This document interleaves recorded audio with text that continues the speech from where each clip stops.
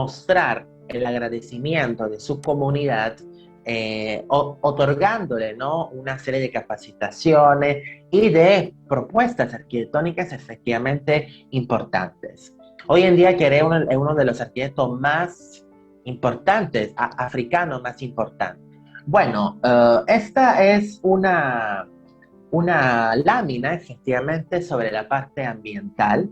Eh, digamos que más que todo quiere reflexionar, ¿no? Quiere que los gráficos, el objetivo es que estos gráficos que siempre vemos que son muy repetitivos a veces en las academias, porque a mí también me pasa igual en las universidades, pero yo creo que es importante entender que estos gráficos hay que leerlos de manera conjunta, no por separado, porque estos gráficos tienen una lógica, tienen un porqué, y sobre todo entendiendo la relación que tienen todos entre sí, vamos a poder captar ciertos, digamos, a entender ciertos parámetros, ¿no?, de bioclimatismo más eficaz. Bueno, obviamente estamos a 12 grados de latitud norte, estamos básicamente a la misma distancia del Ecuador que tiene Lima, pero digamos Lima es hacia el sur y en este caso se ubica hacia el norte. ¿Qué significa eso? Que el comportamiento solar es similar, pero digamos de manera opuesta. Como vemos, el Sol tiene doble dirección, exactamente como en Lima o como en Perú, pero digamos la mayoría del tiempo, que son más o menos 8 meses, 8 o 9 meses, el Sol viene desde el sur y solo una porción del año el Sol viene desde el norte. Digamos que la condición opuesta, ¿no?, a la nuestra, donde efectivamente es al revés. Bueno, vamos a ver gráfico de temperatura, precipitaciones y humedad.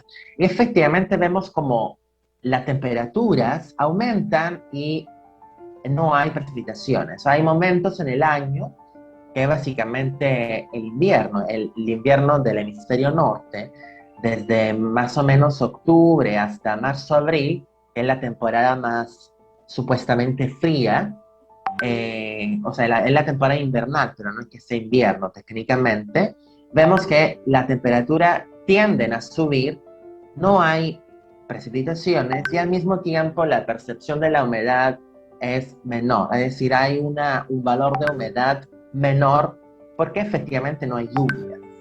Mientras que en la temporada de verano, es decir, desde mayo hasta septiembre más o menos, las temperaturas son ligeramente menores, como máximas, efectivamente, pero tienen una variación casi mínima, ¿no?, entre verano e invierno, pero sube, hay bastante lluvia, hay bastante milímetros, ¿no?, de precipitaciones cada día. Y esto obviamente aumenta los niveles de humedad. Entonces, si vamos a ver ahora el gráfico de vientos, o los gráficos de los vientos, efectivamente vemos cómo durante esta temporada técnicamente seca, donde no hay lluvia y obviamente hay una humedad menor, los vientos predominan venir desde el este y desde el norte, y son vientos bastante fuertes porque alcanzan y superan en realidad los 15 kilómetros por hora, y sabemos, bueno, sabemos que los vientos cálidos después de los 15 kilómetros por hora son vientos molestos, ¿no?, para alcanzar el confort. En la temporada húmeda, efectivamente, los vientos vienen desde el sur y son vientos que tienden a ser más leves, o sea, no son vientos tan fuertes. Ahora, eso de por sí es un gráfico interesante, nos puede parecer, digamos, interesante verlo, pero vamos a ver esto y también esto. ¿Por qué? Porque vemos que los vientos que vienen desde el norte y desde el este vienen desde el desierto. Y entonces, obviamente, los vientos que vienen desde el norte no tienen humedad, porque están cruzando, son vientos que están cruzando el desierto del Sahara, y entonces son vientos secos. Y efectivamente son vientos que además de eso llevan mucha arena, mucho polvo. Mientras que los vientos que vienen del sur o del suroeste son vientos que vienen del Atlántico. Y de hecho la parte inferior del país justamente tiene esta característica de sabana, de no selva, porque en realidad la selva ya casi no existe por ahí, pero digamos una condición un poco más húmeda. Y efectivamente todo cuadra, todo encaja, y entonces entendiendo todos esos parámetros, todos estos elementos, vamos a poder hacer algunas consideraciones para nuestro proyecto. Primero, el Sol tiene una doble dirección, esto lo hemos dicho. Hay una temporada seca con vientos áridos, secos y obviamente llenos de arena que vienen desde el noreste. Y hay una temporada húmeda con nubes que provienen del Atlántico con origen suroeste. Entonces, a partir de esto podemos, digamos, hacer nuestras consideraciones, podemos, digamos, ubicar digamos, individuar nuestras estrategias. Uno, protección de vientos, tanto en realidad, tanto vientos calientes que vientos también fríos, porque efectivamente los vientos que vienen del sur son vientos llenos de, o sea, con mucha humedad y con mucha lluvia. Entonces son vientos de los cuales hay que protegerse. Temperaturas elevadas todo el año. Vemos que la mínima es 18, la máxima es 34 y básicamente muy constante, perdón. Entonces hay que protegerse con masa térmica y control solar, porque hay que evitar que el sol llegue a, digamos, a introducirse, ¿no? Garantizar de todas maneras siempre la ventilación y bueno, en la temporada, digamos, de la húmeda, hay que evitar bueno, hay que protegerse de las lluvias fuertes, hay que controlar el acceso solar y de la humedad y garantizar siempre una ventilación. Vamos a ver entonces por ahora, uno de los dos proyectos, el Liceo Jorge o Jorge, no sé cómo se pronuncia. Eh, pero bueno, vamos a ver aquí ya el emplazamiento, digamos la forma, efectivamente está hecha para no recibir los vientos desde el noreste y desde el suroeste. Como ven, la geometría y la configuración volumétrica hace que los vientos de alguna manera no entren directamente en el espacio central. Además, vemos que tiene una piel, que es un elemento, un envolvente, ¿no? Que protege de la arena, de la lluvia, del asolamiento, porque en este caso hemos visto que es un grave problema. Y esto es justamente una de las imágenes para mí muy emblemática, porque efectivamente afuera es mucho sol, mucho calor, e internamente en este intersticio hay una temperatura y una condición mucho más agradable en términos ambientales.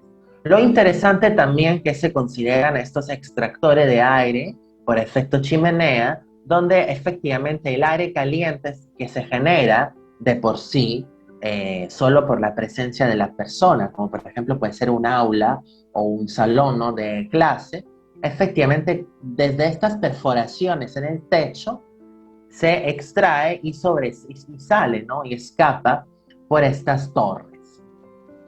El otro proyecto que está a unos 500 metros más al norte del anterior, entonces en la misma comunidad, es nuevo porque ha sido inaugurado este año, hace 2 meses, si no me equivoco, y tiene la misma estrategia. Vemos un grande muro masivo, en este caso es un tapial, que tiene, bueno, tiene un porcentaje de cemento para darle más estabilidad. En eso de repente no estaría tan de acuerdo, pero bueno, de todas maneras es una solución, es una estrategia, por supuesto, y es una elección también del proyectista. Pero la solución es muy similar, una doble piel, o de alguna manera un elemento filtro que proteja, ¿no? De la lluvia, del sol, y esos elementos muy abiertos que permiten al aire de pasar todo el día-noche. Y también hay sistemas de extracción de aire. Entonces, como vemos, la arquitectura contemporánea se puede hacer tranquilamente pensando en términos ambientales. El segundo caso estudio se ubica siempre en África, pero en otra parte. Estamos en un país que se llama Djibouti, se encuentra en el Cuerno de África, y es un proyecto no tan antiguo, pero me parece interesante porque justamente contiene de por sí, digamos, parámetros ambientales muy similares al anterior. Bueno, estamos a 11 grados de latitud norte, es decir, el Sol tiene básicamente el mismo comportamiento que el proyecto anterior, porque obviamente solo un grado de diferencia no va a alterar, obviamente, las condiciones, ¿no? Vemos como también hay dos grandes temporadas, pero en realidad hay una cierta variaciones, ¿no? Por ejemplo, la temperatura hasta es mucho mayor, hasta supera los 40 grados en la temporada de verano, desde abril hasta septiembre más o menos, con presencia de lluvias, no tan, perdone, no tan fuertes, pero sí, digamos, son presentes. Okay. La humedad, efectivamente, aunque tenga valores, digamos, que bajan y suben, pero en promedio es un valor muy elevado. Y lo entendemos que es muy elevado porque estamos muy cerca al mar, o sea, la ciudad se ubica frente al mar y el proyecto también. Entonces, obviamente hay una cierta constante humedad. Efectivamente, los vientos que vienen desde el este son los vientos más fastidiosos, son los vientos más fuertes porque superan los 21, los 20 kilómetros por hora y vienen desde el Océano Índico. Eso significa que son mucho más húmedos, ¿no?, de los otros. Pero hay que considerar efectivamente que los vientos del oeste, que son los vientos del verano, son vientos también bastante molestos, podemos decir así, también húmedo, porque aunque aquí baja un poco, pero de todas maneras son mucha humedad, pero miren, la temperatura sube, entonces la sensación térmica en verano es de verdad muy, muy opresiva. Entonces, sacando nuestras conclusiones, podemos decir, bueno, el Sol tiene siempre una doble dirección, hay humedad constantemente alta durante todo el año. Entonces, hay que protegerse de esta humedad. Y las temperaturas son constantemente altas también. Y entonces, por supuesto, hay que crear masa térmica. El Sol es una amenaza, no es, en este caso, no es para nada una ventaja, digamos, como puede ser, por ejemplo, en la sierra, en ciertos momentos del año, es es una amenaza, efectivamente. Ahí dice, los vientos del norte y oeste provocan el aumento de la temperatura y los vientos del este provocan un descenso de la temperatura. Pero en realidad vemos que el descenso y ascenso no es que cambie mucho, la temperatura es sustancialmente alta durante todo el año. Entonces, control solar, masa térmica, cantidad de sombras. Hay que garantizar sombras constantemente durante todo el año, independientemente que sea verano o invierno. Garantizar ventilación, que sea día-noche, no importa, pero hay que ventilar. Y obviamente la humedad, ¿cómo se puede controlar? Ventilando. O sea, la ventilación es la primera, no es la única, es una de las soluciones la ventilación, perdón, es una de las soluciones más efectivas contra la humedad. Ese es el proyecto.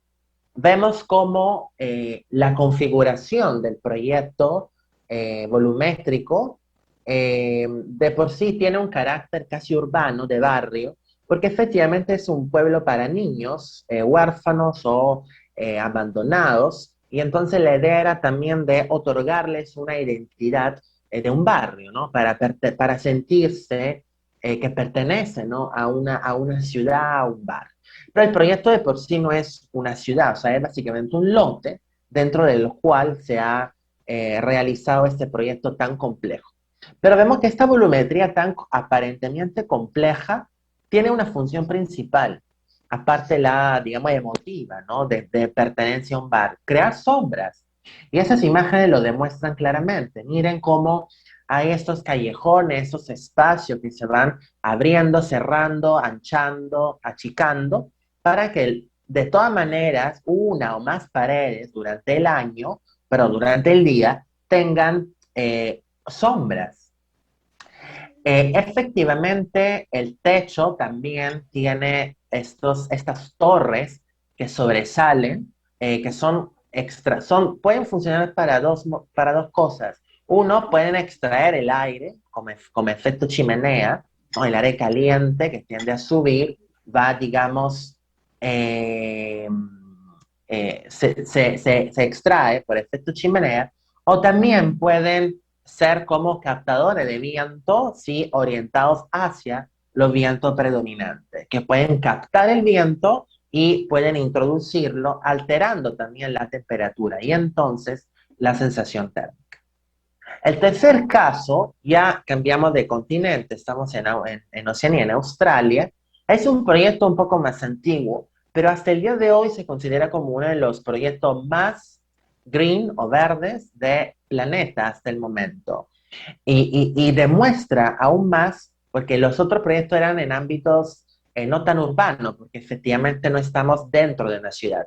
En este caso sí, porque es una de las sedes, perdón, de la municipalidad de Melbourne, entonces estamos dentro de un contexto urbano con un lote definido, que es un poco el reto de la arquitectura bioclimática, responder a ciertos parámetros también en lotes ya definidos.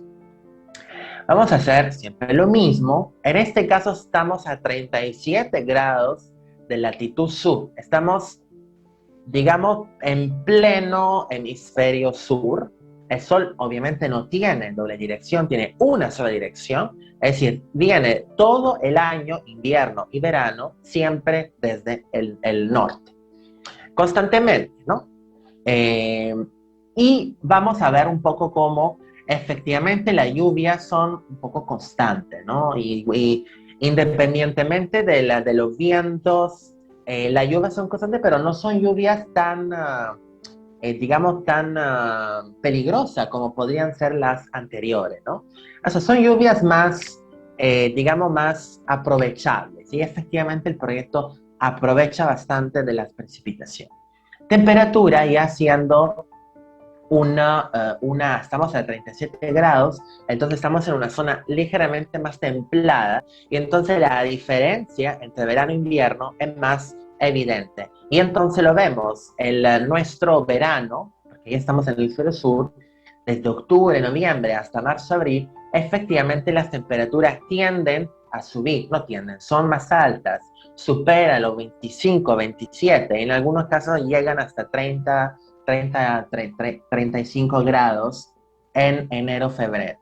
Mientras que en invierno la temperatura baja notablemente y tenemos una máxima de 13 y una mínima de 6 durante, digamos, el momento de repente más frío del año.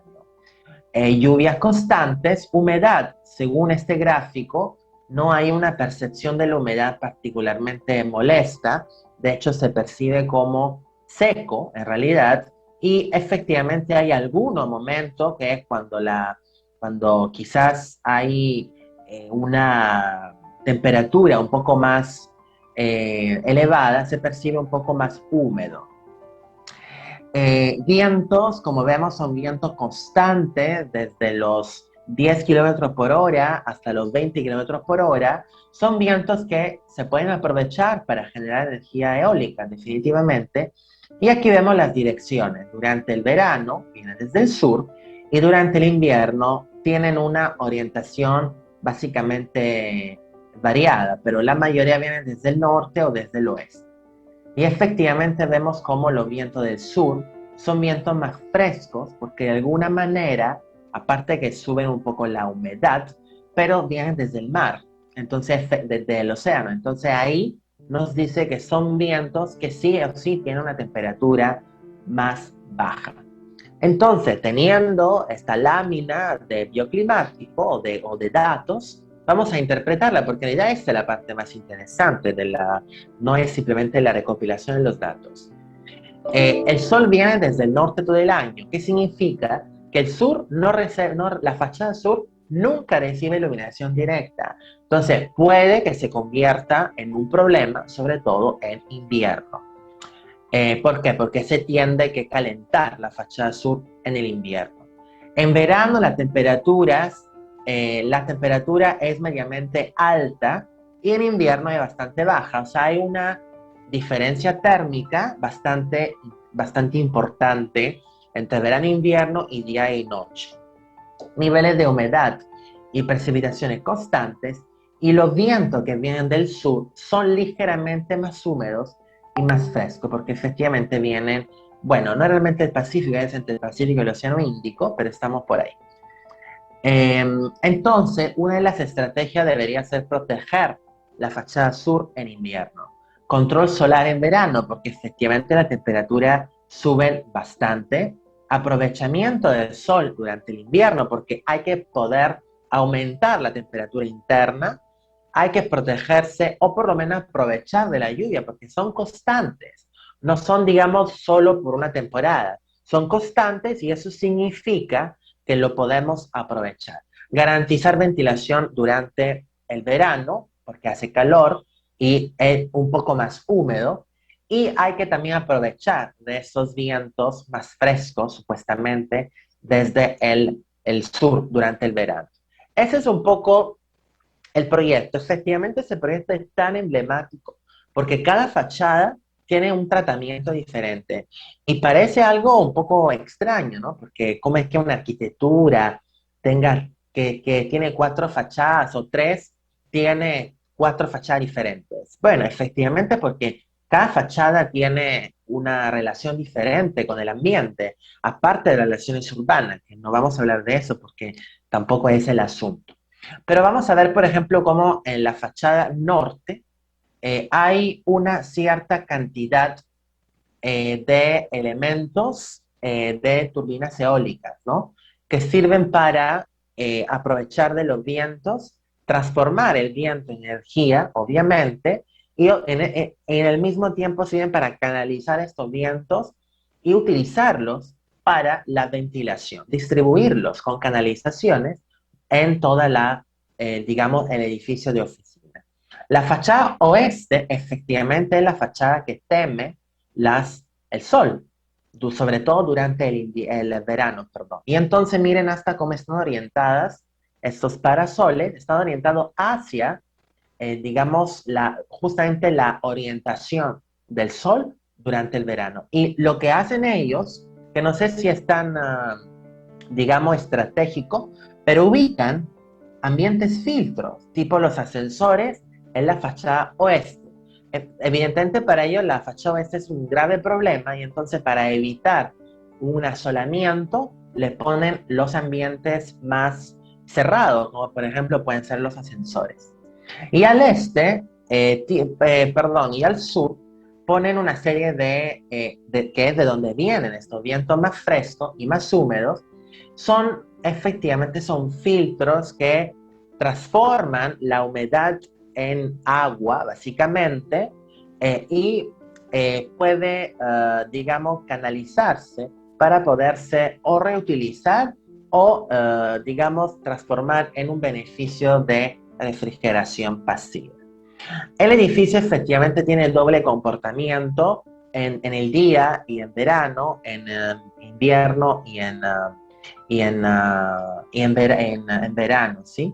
Día-noche, perdón, y verano-invierno, disculpen. Pero sí, efectivamente tiene también elementos que sirven para extraer el aire, ¿no? Son elementos semimecánicos, es decir, no son totalmente mecanizados, porque estas curvas, digamos, esa especie de sistema abovedado, que es una falsa bóveda, evidentemente, pero permite que el aire siempre caliente se deposite, se ubique en la parte superior. Y esos elementos sirven para extraer este aire caliente y por lo tanto la parte más inferior, que la parte de vida, digamos que se vive como ambiente, se mantiene más fresco.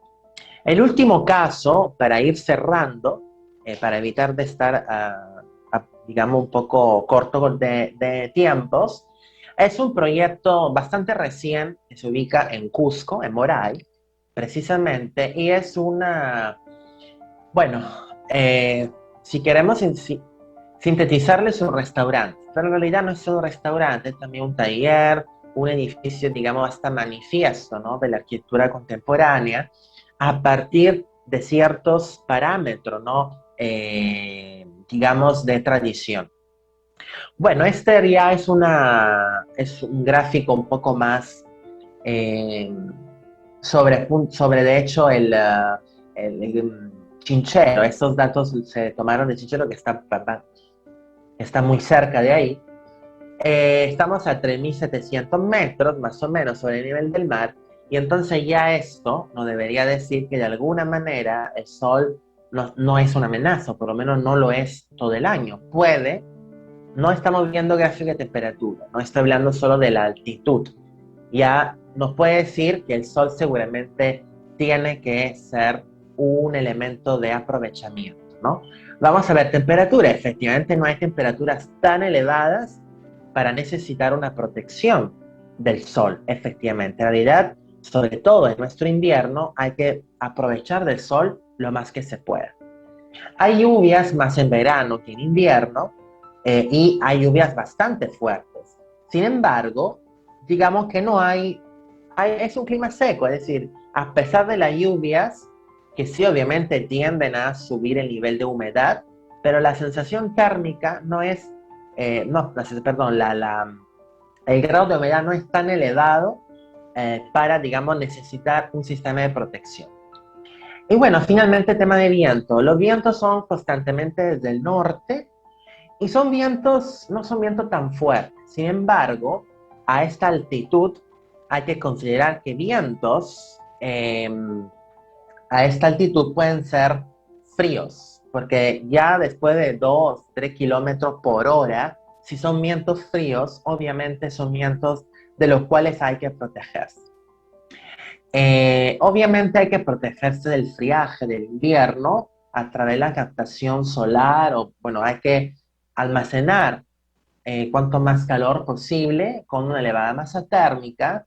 Hay que protegerse de estas intensas lluvias, efectivamente, es decir, un techo plano no es lo recomendable, y los vientos fríos son potencialmente una amenaza, así que hay que evitar también protegerse de los vientos. Bueno, ese es el proyecto, eso de repente un poco más conocido que los anteriores, eh, pero en realidad expresa totalmente la arquitectura andina con un lenguaje muy contemporáneo. El arquitecto ha querido eh, ha diseñado un edificio con un espesor de muro, como podemos ver, muy significativo.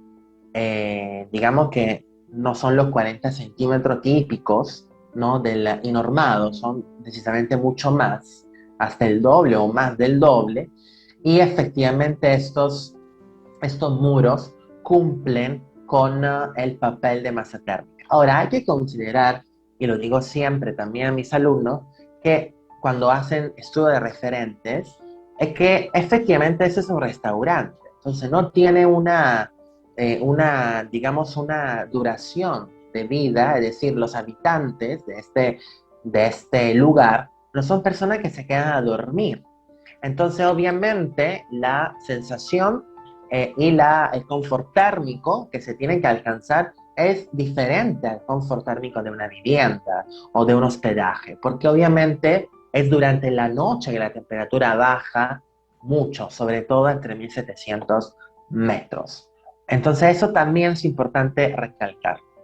Efectivamente, se han podido reutilizar o, bueno, emplear técnicas tradicionales, como pueden ser el techo con entramado de ichu, ¿no? De comunidades locales, que me parece una solución muy, muy interesante, porque efectivamente se piensa que la arquitectura contemporánea no sea algo así, simplemente que sea todo concreto, vidrio, y esto lo hace contemporáneo, pero todos sabemos que efectivamente la arquitectura contemporánea tiene que tener una sensibilidad diferente bueno, tiene que tener una respuesta contemporánea a una tradición, ¿no? Entonces, quizás por ahí está la solución a nuestro problema. Me parece interesante también cómo se abre este espacio hacia el patio central, digamos que es el espacio principal.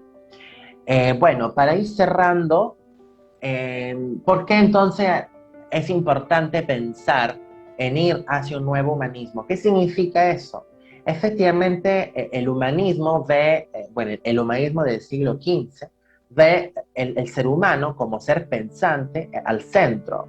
En este caso nosotros no estamos, yo no estoy diciendo eso, lo que estoy diciendo es que la arquitectura debe responder a necesidades humanas. Necesitamos más humanidad en nuestras obras, que no significa, digamos, hacer ambientes más grandes, significa dar dignidad a la arquitectura, bueno, al ser humano que vive. Renzo Piano dijo en una entrevista algo muy banal, pero que de repente hizo pensar, dijo, la arquitectura es para el ser humano. Parece algo obvio, porque lo es, pero definitivamente hay que recalcarlo nuevamente. ¿Qué significa eso? Que falta humanidad. Entonces, cuando hablamos de todas esas estrategias, criterios de ganancia solar o control solar, dependiendo si el sol es una amenaza o no, o si, digamos, puede ser aprovechado, bueno, uso de vegetación, todas esas estrategias que ustedes conocerán bien, nuestro objetivo no es cumplir, es pensar en los usuarios, con el fin que el usuario encuentre su confort dentro de la arquitectura. Bueno, eso era todo. Agradezco mucho la atención y espero que hayan gozado, ¿no?, de estos 4 proyectos.